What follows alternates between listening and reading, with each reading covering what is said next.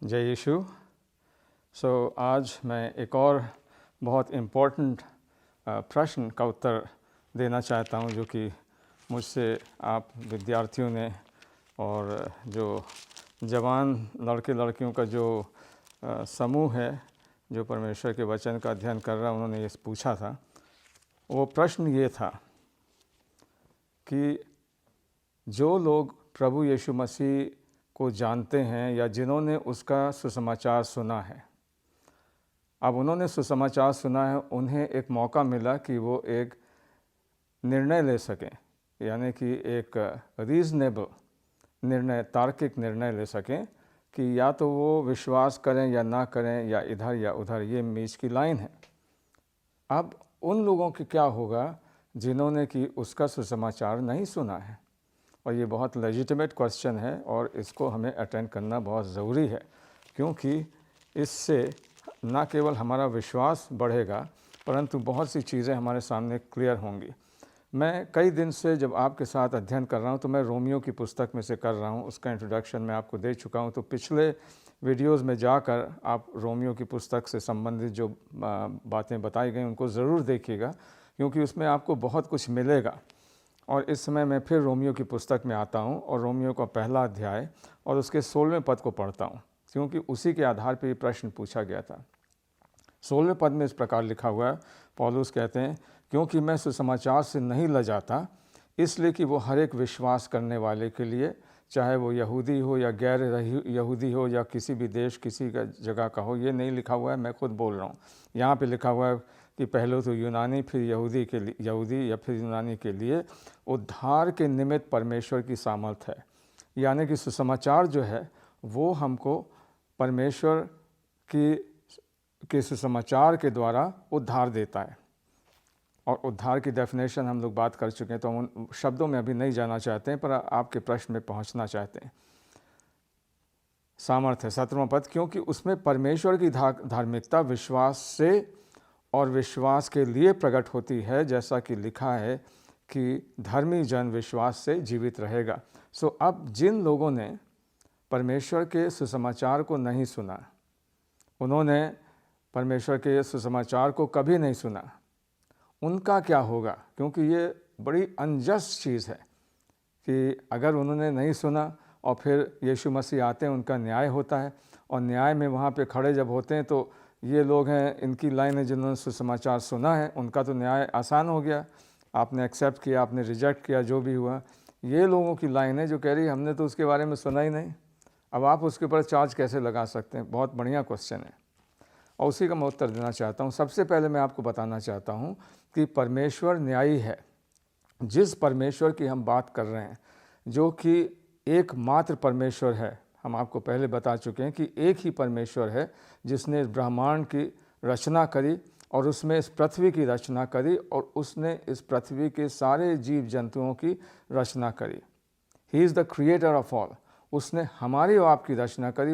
एक मानव, एक पुरुष के द्वारा सारे संसार के लोग उत्पन्न हुए, विभिन्न प्रकार के लोग। उसको हम डिस्कस कर चुके हैं, तो अभी उसमें हम नहीं जाएंगे।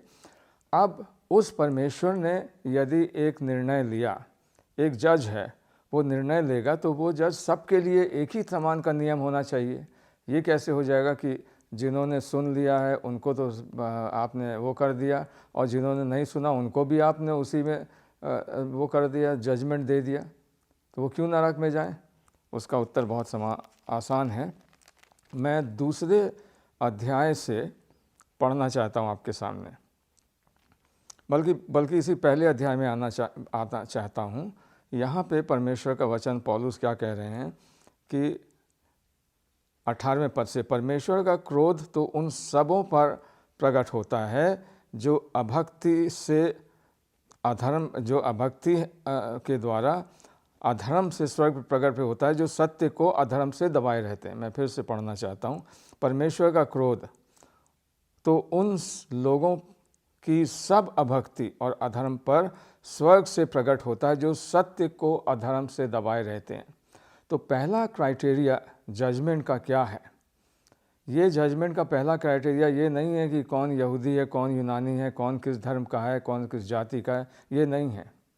पहला क्राइटेरिया जो जजमेंट का है वो ये है कि वो लोग जिन्होंने कि सत्य को, परमेश्वर के सत्य को अधर्म से दबा दिया। अब इसको पौलुस आगे समझाते हैं, ये बहुत तार्किक चीज़ें, इसको ध्यान से समझिएगा। This is talking about those people who have suppressed the truth by unrighteousness. आपको पता होगा कि अगर आप कोर्ट ऑफ लॉ में जाते हैं और वहाँ पे क्या होता है कि जब न्याय होने लगता है तो अगर कोई तरीके का सत्य विदित है और किसी ने उस सत्य को छिपाने की कोशिश करी ताकि दोषी जो है वो बच जाए, ठीक है, उसने ट्रुथ को क्या किया, सप्रेस किया। ये वही चीज़ है, वो जो है एक बहुत बड़ा गुनाह है, क्योंकि उन्होंने सत्य को क्या कर दिया, अधर्म से ढाँप दिया ताकि कोई जान ना पाए। यहाँ पे परमेश्वर का क्रोध उन पर प्रकट होता है, इसलिए अब उसको समझा रहा है। इस 19वां पद बाइबल आपके पास होना ज़रूरी है, क्योंकि जब आप पढ़ेंगे तब आपको एक उत्तर बहुत आसानी से समझ में आ जाएगा। जहाँ आपको लिखना है, अंडरलाइन करना है, आप करिए, उसमें कोई प्रॉब्लम नहीं। बाइबल में आप अंडरलाइन कर सकते हैं, अपने नोट्स बना सकते हैं, वहाँ लिखा है, इसलिए कि परमेश्वर के विषय का ज्ञान उनके मनों में प्रकट है। सबसे पहली चीज़ जो परमेश्वर ने अपना सुसमाचार हमको दिया है वो हमारे मनों में है। अब हम लोग कंप्यूटर की एज में आ गए हैं तो हम लोग जानते हैं रैम क्या होता है, बायो सिस्टम क्या होता है। जब कंप्यूटर आप ख़रीदते हैं तो उस चिप में जो मदरबोर्ड होता है उसके अंदर एक डाटा फीड किया जाता है जिसको बोलते हैं bio system, BIOS, bio system. वो एक लिखित कोड रहता है और उसी कोड को पढ़कर कंप्यूटर के सारे भाग जो है कार्यरत होते हैं। अगर वो विकृत हो गया या वो ख़राब हो गया तो आपका कंप्यूटर कभी नहीं चलेगा, चाहे जो भी विंडो आप डाल दें, चाहे मैक हो, चाहे कुछ भी हो। बायोस जो होता है वो मेन चीज़ होता है। उसी प्रकार से यहाँ पौलुस क्या कह रहे हैं कि परमेश्वर के विषय का ज्ञान उनके मनों में प्रकट है, क्योंकि परमेश्वर ने उन पर प्रकट किया है। कोई भी ऐसा व्यक्ति नहीं है जो कि ये कहता है कि परमेश्वर का ज्ञान मुझे नहीं पता। बाइबल की बात नहीं कर रहे हैं यहाँ, किसी धर्मशास्त्र की पुस्तक की बात नहीं कर रहे हैं, किसी रिलीजन की बात नहीं कर रहे हैं। अब देखिए वो कैसे पता है। ये नेक्स्ट क्वेश्चन आपका, क्या बात कर रहे हो भाई, परमेश्वर का ज्ञान हमारे मन में कैसे प्रकट होगा? हम तो कभी चर्च नहीं गए, मंदिर नहीं गए, मस्जिद नहीं गए, हमने कभी किसी धर्म के बारे में सुना ही नहीं, तो हमें कैसे पता? हम तो अफ्रीका के जंगल में रहते हैं, वहाँ पे हमें क्या पता, मैं भाला लेके घूमता हूँ कुछ भी आप कह सकते हैं। यहाँ पे क्या कहता है वो, परमेश्वर ने का विषय ज्ञान उनके मनों में प्रकट है, क्योंकि परमेश्वर ने उन पर प्रकट किया। कैसे किया है? उसके अनदेखे गुण। किसके? परमेश्वर के अनदेखे गुण, यही सुसमाचार है, इसको समझिएगा। उसके अनदेखे गुण अर्थात उसकी सनातन सामर्थ और परमेश्वरत्व जगत की सृष्टि के समय से उसके कामों के द्वारा देखने में आते हैं। अभी मैं कुछ समय पहले कल की बात है ये, हम लोग कहीं से लौट रहे थे, मैं बाबा जी के साथ था जो हमारे यीशु दरबार के अध्यक्ष हैं, बिशप हैं, और हम उनसे बात कर रहे थे। वो साइंटिस्ट भी हैं, तो मैं उनसे पूछ रहा था कि ये पत्तियों के अंदर जो रंग उनका बदल जाता है और किस प्रकार से कार्बन डाइऑक्साइड उनके अंदर आती है और कैसे बाहर निकलती है, ये सारी चीज़ें, साइंटिफिक चीज़ें पूछ रहा था। वो मुझे समझा रहे थे। अब जब वो समझाने लगे तो मुझे, इसको बोलते हैं फोटोसिंथेसिस। तो ये फोटोसिंथेसिस वाला मामला जो है ये क्या है? इतना गूढ़ ज्ञान है जो कि पत्तियों की जीनस में, उनके जेनेटिक्स में ये लिखा हुआ है कि वो क्या बायो सिस्टम क्या है, और ये उसी के अनुसार, ये परमेश्वर की सृष्टि देखिए कितनी महान है, उसी के अनुसार हर पेड़ पौधा काम करता है। आप कहते हैं ना कि वो कार्बन डाइऑक्साइड लेता है, ऑक्सीजन देता है, इसलिए पेड़ मत काटिए, पेड़ों से बहुत लाभ है, इत्यादि इत्यादि। ये क्यों हैगा? इसलिए कि उस पेड़ के हर एक भाग में वो कोड जो है लिखा हुआ है, कोड ऑफ जेनेटिक्स। ठीक है, मैं साइंटिस्ट नहीं हूँ, पर मैंने जो सुना है मैं आपको बता रहा हूँ। हमारे बाबा जी जिनके पास 2 PhD है, और उन्होंने मुझको इस बात को एक्सप्लेन किया। कहने का मतलब क्या है ये उसके अनदेखे गुण सनातन सामर्थ्य परमेश्वर जगत की सृष्टि के समय से उसके कामों के द्वारा देखने आते हैं। This is the work of God. Making a leaf is the work of God, a plant growing is the work of God, an animal breeding it is the work of God. ये सारे हमारे भाग, शरीर के भाग कैसे काम करते हैं। अभी कल ही मैंने न्यूज़ में पढ़ा है कि वो साइंटिस्ट ने, आज की तारीख में आपको बता रहा हूँ, कि उनको वो ये कह रहे हैं कि उन्होंने एक और ऑर्गन गले में या थ्रोट में कहीं डिस्कवर किया जो अभी तक डिस्कवर्ड नहीं हो पाया था। आप इसको देखिएगा न्यूज़ में जाके, मुझे डिटेल नहीं पता है। कहने का तात्पर्य ये है कि उन सारे ऑर्गन्स का, हमारे शरीर में जितने भी भाग हैं उनके कुछ ना कुछ काम होते हैं। हृदय का कुछ काम होता है, मांसपेशियों का कुछ काम होता है, आर्टरीज का कुछ काम होता है, पलकों का कुछ काम होता है। कभी आपने सोचा है कि आपकी जो पलक है, फ्रैक्शन ऑफ अ सेकेंड, मैं इसलिए आपको बता रहा हूँ क्योंकि साइकोलॉजी में जब मैं पढ़ता था हम लोग को ये सब अध्ययन किया करते थे हम लोग, कि स्पाइनल कॉर्ड में क्या होता है और किस प्रकार से मेडुला ऑब्लोंगाटा, आपके मस्तिष्क, आपके सर में कौन सा भाग होता है, उसका क्या काम होता है। रिफ्लेक्स एक्शन, आप गाड़ी पे चले जा रहे हैं अपनी मोटरसाइकिल पे और 60 किलोमीटर प्रति घंटा की रफ्तार से जा रहे हैं मान लीजिए, और कोई कीड़ा तेज़ी से आया आपकी आंख के सामने, क्या आपको पता है कि आपकी आंख उसे डिटेक्ट करके अपनी पलक को इतनी तेज़ झपका लेगी कि वो कीड़ा घुस नहीं पाएगा। फ्रैक्शन ऑफ अ सेकेंड, ये रिएक्शन कितनी तेज़ी से होता है। इन सारी चीज़ों को बनाने वाला क्या कोई चांस है? क्या ऐसा हो सकता है कि हम लोग चांस से पैदा हुए? अगर ऐसा होता तो हम लोग सबके अलग अलग भाग होते, अलग अलग शेप होते, अलग अलग नाक, कहाँ से क्या सांस लेते, कान कहाँ होता, हमें नहीं पता, सब चांस की बात होती। परंतु डिज़ाइन बनाने वाले ने, there is a God and who needs to be worshipped and who needs to be searched. हमने उस परमेश्वर को खोजा नहीं और हमने उसके सत्य को देखते हुए भी अनदेखा कर दिया। और यहाँ पौलुस यही कहते हैं कि उसके अनदेखे गुण जो जगत की सृष्टि के समय से उसके कामों के द्वारा देखने में आते हैं, यहाँ तक कि वो निरुत्तर हैं, उनके पास कोई जवाब नहीं है। परमेश्वर का वचन, बाइबल कहती है, the fool has said in his heart, मूर्ख ने अपने मन में कहा कोई परमेश्वर नहीं है। Total nonsense. हम जानते हैं अच्छी तरीके से कि एक सीनरी है और वो पेंटिंग जो संसार की है उसका बनाने वाला एक आर्टिस्ट है, और वो आर्टिस्ट कौन है? जीवित परमेश्वर है। 21वां पद, इस कारण क्योंकि उन्होंने परमेश्वर को जानने पर भी उसके योग्य अपने विचार से नहीं, हमने क्या बनाया, हमने कौन सी उसकी शेप क्या कर दिया, उसकी बात नहीं कर रहा है। उसके अनुसार जो परमेश्वर है, हमने क्या नहीं किया, उसके योग्य बड़ाई और धन्यवाद ना किया, परंतु व्यर्थ विचार करने लगे कि यहाँ तक कि उनका निर्बुद्ध मन अंधेरा हो गया। और मैं आपको बताना चाहता हूँ कि आप जिस चीज़ में विश्वास करेंगे उसी के अनुसार आपका मस्तिष्क हो जाएगा। अगर आप अंधकार की बातों पे विश्वास करेंगे तो आपका मस्तिष्क, हृदय, आपका सोचने समझने का तरीका भी अंधेरा हो जाएगा। इसको हम लोग फिलॉसफी में या साइकोलॉजी में बोलते हैं वर्ल्ड व्यू।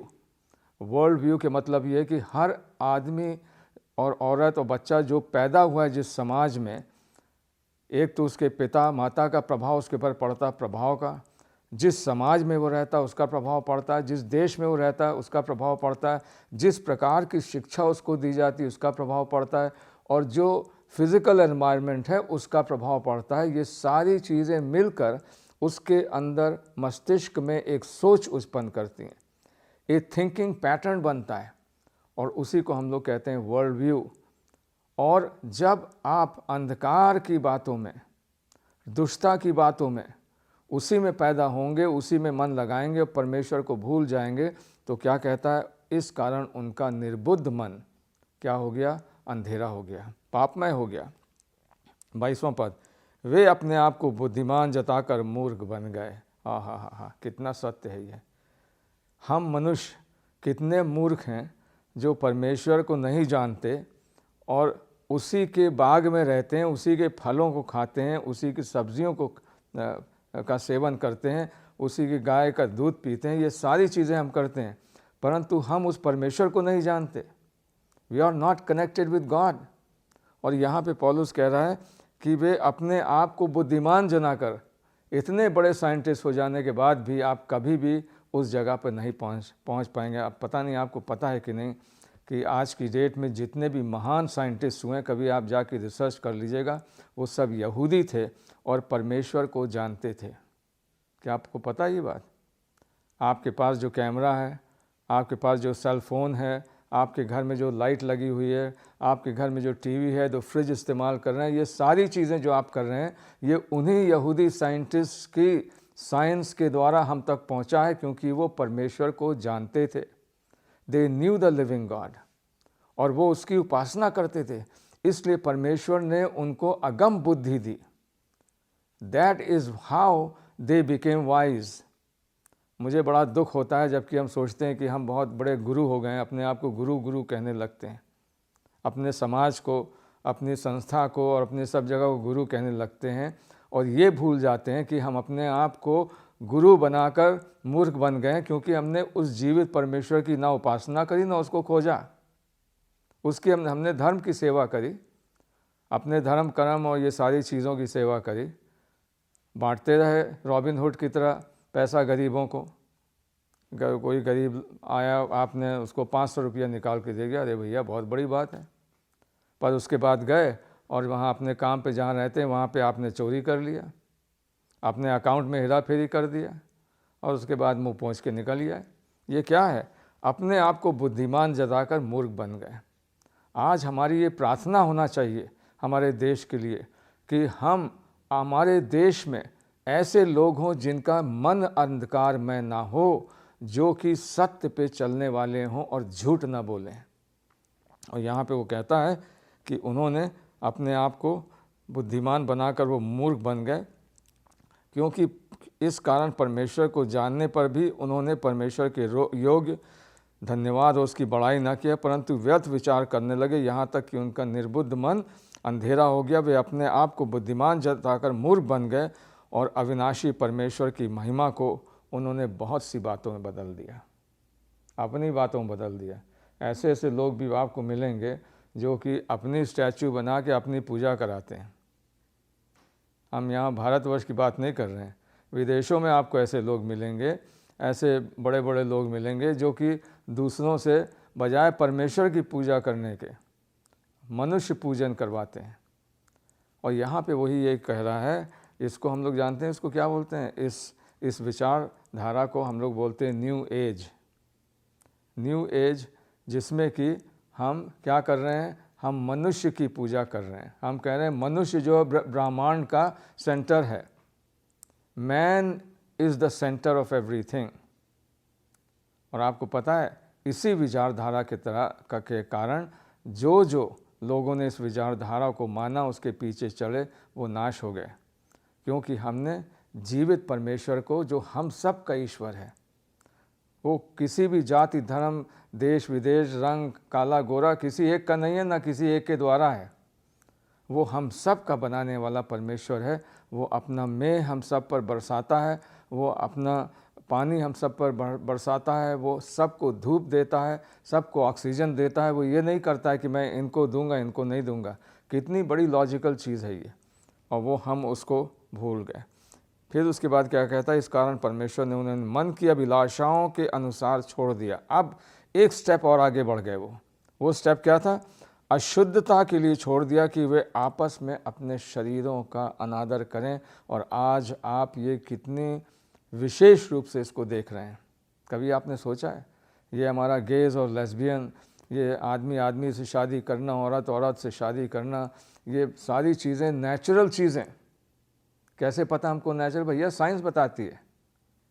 घोड़ा जो है वो मनुष्य से शादी करके बच्चा पैदा कर सकता है? कभी नहीं कर सकता। घोड़ा जो है कुत्ते से शादी करके बच्चा पैदा कर सकता है? कभी नहीं कर सकता। उसी प्रकार से आदमी आदमी से पैदा नहीं कर सकता। Man man and female female, ये परमेश्वर के वचन में लिखा है, साइंटिफिक ट्रुथ है। इसमें आप किसी का विरोध नहीं कर रहे हैं, इसमें सिर्फ एक साफ बात बता रहे हैं, जेनेटिक ट्रुथ है ये। परमेश्वर ने संतान की आशीष किसमें दी है? एक परिवार में दी है। यहाँ पे क्या कह रहा है? उन्होंने अपने शरीरों का अनादर किया, क्योंकि उन्होंने परमेश्वर की सच्चाई को बदलकर झूठ बना डाला। इसको सोचिए आप, परमेश्वर की सच्चाई को क्या कर दिया? झूठ बना डाला। आज के ज़माने में हम उस जगह पहुंच गए हैं जहाँ पे कि हमारा समाज धीरे धीरे इन सारी चीज़ों में, जो आपने 50 साल पहले 10 साल पहले नहीं सुना था, अब वो एक्सेप्टेड हो गया है। और कोई ताजुब नहीं होगा कि आगे आने वाले में बहुत सी ऐसी गंदी चीज़ें जो है वो हमारे समाज का नियम बन जाएंगी। 26वां पद, इसलिए परमेश्वर ने उन्हें उनकी नीच कामनाओं के वश में छोड़ दिया, यहाँ तक कि उनकी स्त्रियों ने भी स्वाभाविक व्यवहार को, जो स्वभाव से विरुद्ध था, बदल डाला। वैसे ही पुरुषों ने भी स्त्रियों के साथ स्वाभाविक व्यवहार को छोड़कर बदल डाला, आपस में कामातुर होकर जलने लगे, और पुरुषों ने पुरुषों के साथ निर्लज्ज काम करके अपने भ्रम का ठीक फल पाया। 28वां पद, जब उन्होंने परमेश्वर को पहचानना ना चाहा तो परमेश्वर ने उन्हें उनके निकम्मे मन पे छोड़ दिया। ये परमेश्वर का छोड़ा जाना 3 बार यहाँ पे लिखा हुआ है। एक तो 24वें पद में अशुद्धता के लिए छोड़ दिया, उसके बाद आप आइए 26वें पद में कामनाओं के वश में छोड़ दिया, उसके बाद आप आइए 28वें पद में उनके निकम्मे मन पर छोड़ दिया। इसको आप इस तरह देखिए कि पता नहीं आप कभी ऐसी जगह गए हैं जहाँ पहाड़ी चढ़ना पड़ता है और उसको बोलते हैं हेयर पिन बेंड। रोड ऐसे रहती है, एकदम यूँ मुड़ी रहती है, फिर ऐसे जाएगी, फिर ऐसे जाएगी, ऐसे करते करते ऊपर जाती है। जब नीचे आती है तो मैंने देखा कि अक्सर ये बस वाले जो हैं क्या करते हैं, अपना तेल बचाने के लिए इंजन बंद कर देते हैं या न्यूट्रल गियर में डाल देंगे और उसके बाद चलने लगेंगे, और जब वो नीचे आने लगती तो ब्रेक से उसको कंट्रोल करते हैं, फिर धीमे कर लेते हैं, धीमे से मोड़ लेते हैं, मोड़ने के बाद फिर हटा देते हैं, फिर उससे उन लोगों का पेट्रोल बचता है। अब मैं आपको ये थोड़ा विचार करवाना चाहता हूँ कि एक गाड़ी ऐसे आ रही है जिसमें पैसेंजर बैठे हुए हैं और ड्राइवर उसी तरीके से चला रहा है, पर उसको ये नहीं पता कि अभी रास्ते में ब्रेक फेल हो गया, कोई नट था ब्रेक का, वो खड़खड़ाहट की आवाज़ से किसी तरीके से गिर गया और ब्रेक अब काम नहीं कर रहा है। अब आप सोच लीजिए कि वो गाड़ी कितनी तेज़ी से ढाल की तरफ नीचे आ रही है, नीचे आके उसको ब्रेक मारना, ब्रेक मार के वो मुड़ना है। अब जब वो ब्रेक की तरफ पैडल दबाता है तो क्या होता है? कुछ नहीं होता है, गाड़ी सीधे मुंह के बल उस पत्थर में जाके लड़ेगी और जान लोगों की चली जाएगी। मैं अपनी आंख से इसको एक बार देख चुका हूँ, एक कार को विदेश में, कि वो इसी प्रकार से कुछ कर रहा था, जब वहाँ पहुँचा उसका ब्रेक काम नहीं किया, फिसला और सीधा लड़ गया, बहुत डेंजरस तरीके से वहाँ पे उन लोग की मौत हो गई। हमारा जीवन जब हम परमेश्वर को नहीं देते हैं, वो क्या करता है? उस ब्रेक को हटा लेता है। ये जो कह रहा छोड़ दिया, इसके मतलब जानते हैं क्या है? अब परमेश्वर जो है बीच में इंटरफेयर नहीं करेगा। कभी कभी हमारे माता पिता या कोई कभी गुस्से में कहते नहीं, अरे जाओ मरना हो जाओ मरो अब परमेश्वर ऐसे नहीं कहता है, पर जब हम उस जगह पहुंच जाते हैं कि एक ऐसा पॉइंट आता है कि अब हम उसकी नहीं सुनने आते हैं, तो क्या होता है? वो उस ब्रेक को हटा लेता है और आदमी विनाश के गड्ढे की ओर बड़ी तेज़ी से बढ़ रहा है। और यहाँ पे उसी की तस्वीर है, उनके मनों पे छोड़ दिया कि वे अनुचित काम करें।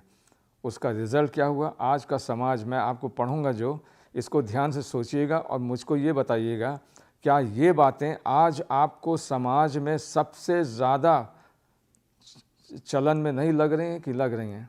ध्यान से सुनिएगा, सच बोलिएगा। इसलिए कि वे सब प्रकार के अधर्म और दुष्टता और लोभ और भैरभाव और डाह और हत्या और झगड़े और छल और ईर्ष्या से भरपूर हो गए, और चुगलखोर और बदनाम करने वाले, परमेश्वर से घृणा करने वाले, दूसरों का अनादर करने वाले, असंयमी, डींग मार, बुरी बुरी बातों का बनाने वाले, माता पिता की आज्ञा न मानने वाले, निर्बुद्ध, विश्वासघाती, मया रहित और निर्दयी हो गए। वे तो ये विधि जानते हैं, वे तो परमेश्वर की ये विधि, उसका ये सिद्धांत हम जानते हैं कि ऐसे ऐसे काम करने वाले मृत्यु के दंड के योग्य हैं, तो भी न केवल आप ही ऐसे काम करते हैं, परंतु ऐसे काम करने वालों से प्रसन्न होते हैं। जब वो बुरी बातों को सुनते हैं तो ताली बजाते हैं, जब किसी के साथ कुछ गलत काम होता है तो खुश होते हैं, आनंदित होते हैं। ये सच है। आज की हमारे समाज में, हमारे देश में, हमारे संसार में मनुष्य इस स्थिति पे पहुंच गया है। इसीलिए बाइबल जो है वो सबसे साइकोलॉजिकली, मनोवैज्ञानिक रूप से सबसे बढ़िया पुस्तक है, क्योंकि आपको यहाँ पे मानव चरित्र पूरी तरीके से समझ में आ जाएगा। एक और जगह पे यहाँ पे लिखा हुआ है परमेश्वर के वचन में, पीछे हम देखेंगे नहीं, यिर्मयाह 17:9, मन तो सब वस्तुओं से अधिक धोखा देने वाला है, उसमें असाध्य रोग लगा है। The heart of man is deceitful and desperately wicked above all things, who can know it. ये बिल्कुल सच बात है आज के ज़माने में। अब जब ये बात हो चुकी है तब पौलुस क्या कहते हैं, हे दोष लगाने वाले, तू कोई क्यों ना हो, तू निरुत्तर है, क्योंकि जिस बात में तू दूसरे पे दोष लगाता है उसी बात में अपने आप को भी दोषी ठहराता है, क्योंकि हम सब वही काम करते हैं जो कि यहाँ पे लिखे हुए हैं। अब हम सब पे दोष लगा गए, और लगाने के बाद हमने क्या किया, हम इसको समझ गए कि हर व्यक्ति परमेश्वर के सामने दोषी है। इसलिए उसको सुसमाचार की आवश्यकता है, क्योंकि मनुष्य उस पाप के गड्ढे में नीचे चलता चला जा रहा है जहाँ पे कि ब्रेक फेल हो गया है। अब जो ब्रेक के रूप में आता है वो परमेश्वर का सुसमाचार। यीशु मसीह आते हैं, वो कहते हैं कि यदि तुम मुझ पर विश्वास करोगे, परमेश्वर ने जगत से ऐसा प्रेम किया कि उसने अपना इकलौता पुत्र दे दिया, ताकि जो कोई उस पर विश्वास करे नाश ना हो परंतु अनंत जीवन पाए। यही सुसमाचार है। जब उसने विश्वास किया तो परमेश्वर ने क्या किया, उसको उस बस में से निकाल लिया, वो बच गया। अब वो विनाश के गड्ढे में नहीं जाएगा। अब पौलुस कहता है कि अच्छा भैया फिर क्या है, 12वां पद। अब मैं आपके प्रश्न की ओर आ रहा हूँ। 11वें पद में, 10वें पद में पौलुस कहता है, परंतु महिमा और आदर और कल्याण हर एक को मिलेगा जो भला करता, पहले यहूदी फिर यूनानी को। फिर उसके बाद 11वें पद में लिखा हुआ जो हम लोग पहले बात कर चुके थे, क्योंकि परमेश्वर किसी का पक्षपात नहीं करता। ये कभी मत समझिएगा कि सिर्फ क्रिश्चियन लोग जो हैं वो बचाए जाएंगे, टोटल नॉनसेंस। ईसाई लोग भी नरक में जाएंगे, ये सच्चाई है। चाहे वो धर्म गुरु हों, चाहे कोई क्यों ना हो, किसी भी समाज के लोग, जाति, देश, धर्म के जो लोग जिन्होंने कि परमेश्वर की उस सच्चाई को, सत्य को झूठ में बदल डाला है, उसके लिए पौलुस यहाँ पे बता रहा है कि वो वहाँ जाएंगे। परंतु हर एक व्यक्ति जो प्रभु के परमेश्वर के पास आएगा वो बचाया जाएगा, क्योंकि परमेश्वर किसी का पक्षपात नहीं करता है। 12वां पद, इसलिए कि जिन्होंने बिना व्यवस्था पाए पाप किया जिन्होंने बिना व्यवस्था पाए पाप किया वे बिना व्यवस्था के नष्ट भी होंगे। अर्थात जिन्होंने ये व्यवस्था, जिसको वो बता रहा है, परमेश्वर के लिखे हुए नियम और अच्छी अच्छी बातें, ये करना चाहिए, ये संस्कार, ये सारी चीज़ें आपको नहीं मिली, तो वो कह रहा कोई बात नहीं, आप नाश भी उसी बेसिस पे होंगे। किस बेसिस पे? जो आपने किया है, इस बेसिस पे नहीं। इसमें क्या लिखा है, जो यहाँ लिखा है। अब समझ में आया आपको कि नहीं? क्योंकि परमेश्वर ने एक व्यवस्था कहाँ लिखी? यहाँ लिखी, और ये व्यवस्था आपको लिखी, और तीसरी व्यवस्था उसने कहाँ लिखी? सृष्टि में लिखी। 3 तरीके से लोगों के द्वारा परमेश्वर ने लोगों के ऊपर अपने आप को प्रकट किया है। The 3 type of knowledge of God that man has.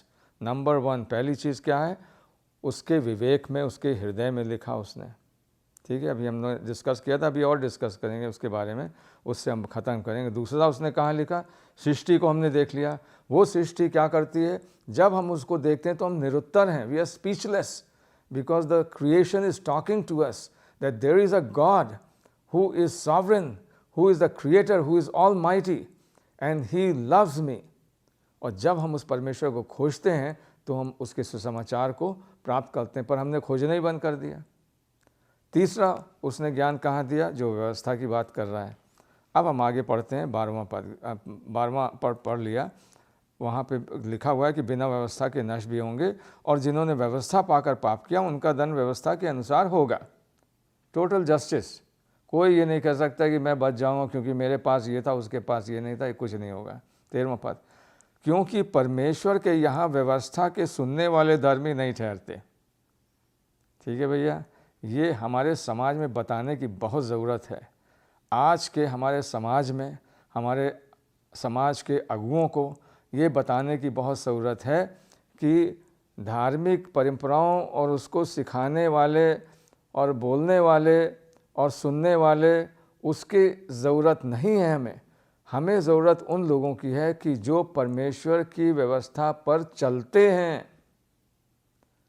अगर हम अगुए होकर झूठ बोल रहे हैं और वही चीज़ लोगों को सिखा रहे हैं तो हम परमेश्वर के बहुत बड़े न्याय के अंतर्गत होंगे और हम बच नहीं पाएंगे। हो सकता है कि आज हम बच जाएं, 2 दिन के बाद बच जाएं, 10 दिन बच जाएं, 2 साल बच जाएं, परंतु हम नाश होंगे क्योंकि हम उसके सत्य के नियम को क्या कर रहे हैं, ठुकरा रहे हैं। यहाँ पे वो क्या कहता है, उस पे चलने वाले धर्मी ठहराए जाएंगे। सुनने वाले, सिखाने वाले, बोलने वाले नहीं, चलने वाले। मुझे उसके ऊपर चलना है, खुद चलना है। जो मैं सिखा रहा हूँ उसके ऊपर मुझे खुद सत्य बोलना है। मैं झूठ बोलूँ और सबको बताऊँ सत्य बोलो, वो व्यक्ति धर्मी नहीं ठहर सकता। फिर वो क्या कहता है, फिर जब अन्य लोग अर्थात विभिन्न जाति के लोग जिनके पास व्यवस्था नहीं है, यानी कि जिनके पास ये लिखी हुई पुस्तक की धार्मिक बातें नहीं हैं, परमेश्वर के नियम जो बाइबल में या यहूदियों की पुस्तक में, तोरा में पाए जाते हैं, वो नहीं हैं, उनका क्या होगा? अभी आपने सवाल पूछा ना, उसका उत्तर यहाँ वो क्या दे रहा है। अब आपका सवाल का उत्तर धीरे धीरे आ रहा है। वहाँ पे ये लिखा है कि वो अन्य जातियों के लोग, विभिन्न जातियों के लोग जिनके पास व्यवस्था नहीं है, स्वभाव ही से व्यवस्था की बातों पर चलते हैं, तो व्यवस्था उनके पास ना होने पर भी वे स्वयं अपने आप में एक व्यवस्था हैं। वे व्यवस्था की बातें अपने हृदयों में लिखी हुई दिखाते हैं और उनके, अब ये शब्द जो आ रहा है इसको बोलते हैं विवेक। अब इसको पकड़ लीजिए आप, यही उत्तर है आपका। विवेक क्या करते हैं? उनके विवेक भी गवाही देते हैं और उनके विचार परस्पर दोष लगाते या उन्हें निर्दोष ठहराते हैं। अंग्रेज़ी में हम कहते हैं ना, guilty conscience prix the mind. ठीक है, जो जिसके अंदर गिल्ट होता है उसकी विवेक जो है उसके ऊपर दोष लगाता है। उसको पता है कि मैंने ये चीज़ गलत किया है, उसको किसी को बताने की ज़रूरत नहीं है। ये बिल्कुल सच बात है। जब आदमी पाप करता है, गुनाह करता है, उसको पता है कि मैंने झूठ बोला है। टाइम नहीं तो मैं आपको उदाहरण देता बहुत बढ़िया अपने छोटे बेटे का, कि किस प्रकार से उसने मम्मी ने उसकी कुकी बनाई थी। बता ही देता हूँ, कुकी बनाई थी और जार रखा हुआ था। 3 बजे सुबह चुपचाप से इतना बड़ा बेटा वहाँ जाके निकालने की कोशिश कर रहा था। जब निकालने लगा, सब उसने सोचा हम लोग सब सो रहे थे, खटपट हुआ तो मैं किचन में गया। मैंने देखा वो पंजों के बल चल के धीरे धीरे जा रहा था। उसने कुकी का जार जो खींचा, छोटे छोटे उसके नन्हे नन्हे हाथ, वो बड़ा सा बर्तन फिसला और गिरा। बड़ी ज़ोर की आवाज़ हुई। जैसे ही ज़ोर की आवाज़ हुई, क्या हुआ, उसने तुरंत पलट के देखा कि कोई है तो नहीं। क्यों देखा उसने? उस छोटे से बच्चे को किसने बताया? उसके विवेक में लिखा हुआ है क्या गलत है क्या सही है। और जैसे ही उसने देखा कि पापा वहाँ खड़े हुए हैं, उसकी आँख क्या हुई, एकदम नीचे हो गई। मैंने उसको कुकी दे के बिस्तर में सुला दिया। कहने का मतलब ये है कि हर व्यक्ति के पास जो कॉन्शियंस है, अब मैं कॉन्शियंस की परिभाषा आपको देता हूँ, इसको आप लिख लीजिए। बहुत बढ़िया परिभाषा है, बहुत साल पहले मुझे कहीं से मिली थी। Conscience is that God given knowledge to man by which he knows either he is confirming or conflicting with the laws of God। विवेक परमेश्वर के द्वारा दिया हुआ मनुष्य को वो ज्ञान है जिसके की द्वारा वो निरंतर जानता रहता है कि या तो वो परमेश्वर के व्यवस्था के अनुसार चल रहा है या परमेश्वर की व्यवस्था का विरोध कर रहा है। ये उसके मन में है।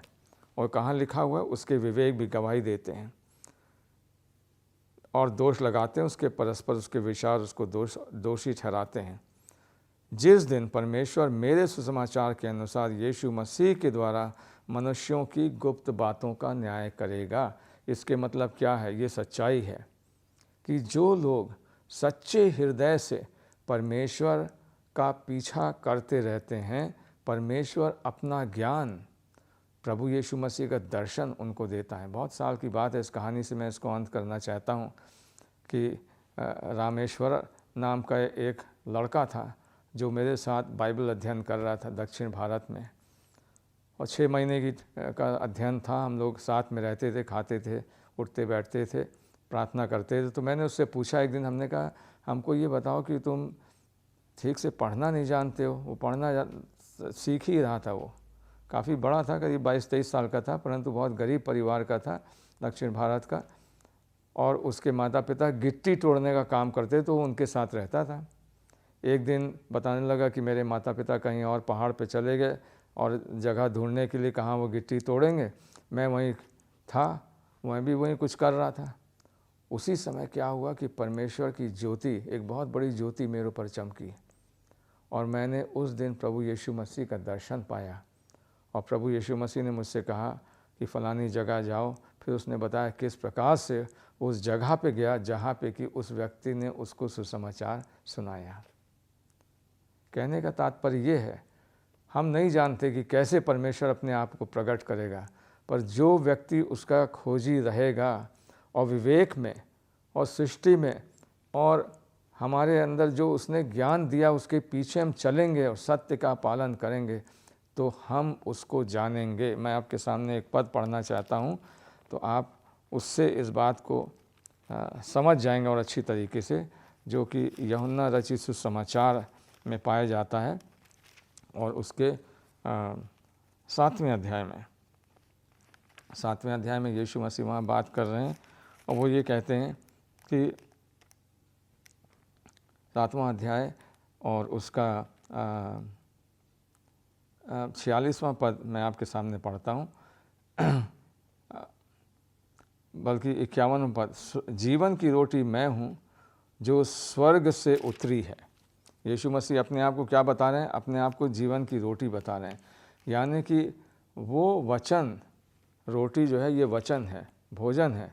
इस आत्मिक भोजन को आप जब खाएंगे तो परमेश्वर क्या करेगा? यीशु मसीह अपने आप को प्रकट करेंगे।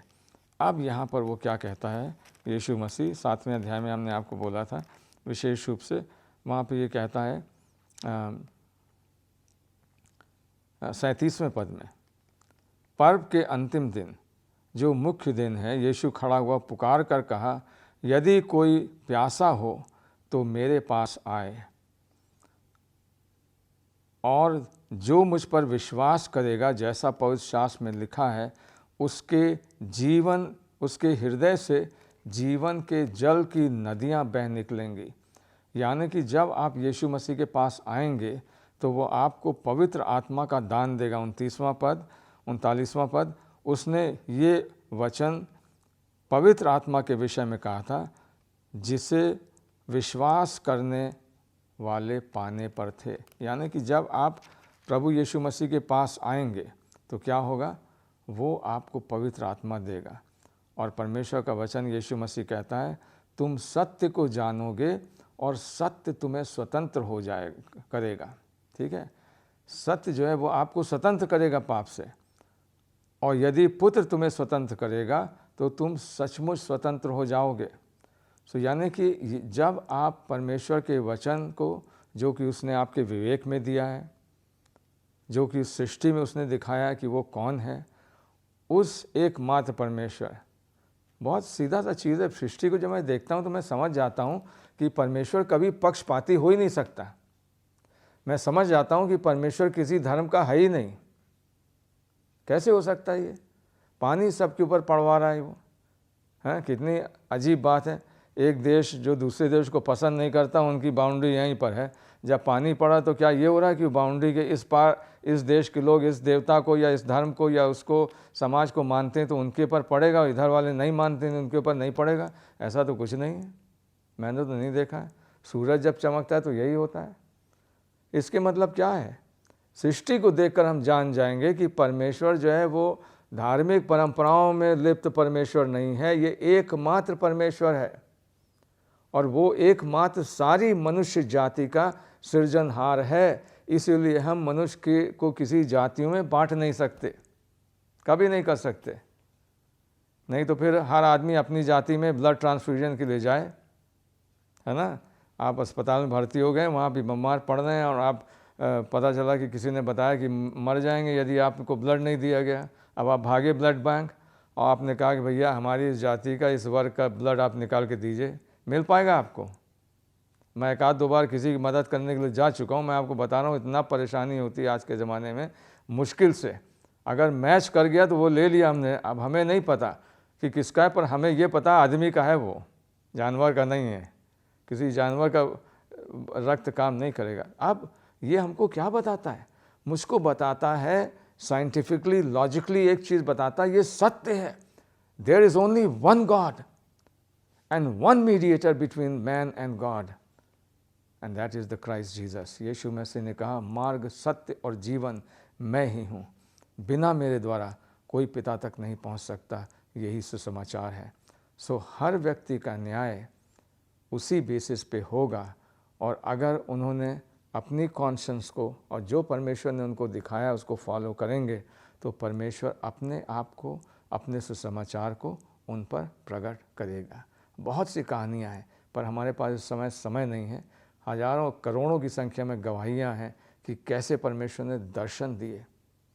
ख़ासतौर से आजकल अगर आप किसी विशेष समुदाय में चले जाएंगे, आप देखेंगे कि ऐसे लोग हैं जिन्होंने कभी किसी यीशु मसीह का नाम तक नहीं सुना, उनको यीशु मसीह दर्शन में प्रकट होकर अपने आप को प्रकट कर रहे हैं और प्रभु के पास आ रहे हैं। सो मेरी आपसे याचना है कि अगर आपने प्रभु यीशु मसीह ग्रहण नहीं किया, आज अब उसको ग्रहण करिए। यही सुसमाचार है कि परमेश्वर ने जगत से, हमसे, आपसे इतना प्रेम किया, पूरे संसार से, कि उस एकमात्र परमेश्वर ने अपने एकमात्र पुत्र को दे दिया, ताकि जो कोई उस पर विश्वास लाए वो नाश ना हो परंतु अनंत जीवन पाए। आइए हम प्रार्थना करें। हमारे जीवित परमेश्वर पिता, हम आपको धन्यवाद देते हैं आपके वचन के लिए। आप हमारे मन की आँखों को खोलें ताकि हम आपके वचन की गहराई को सुनकर उसको ग्रहण कर सकें। और प्रभु जी, हम किसी भी परंपराओं में ग्रसित ना हों, परंतु हम जीवित परमेश्वर के पास आएँ।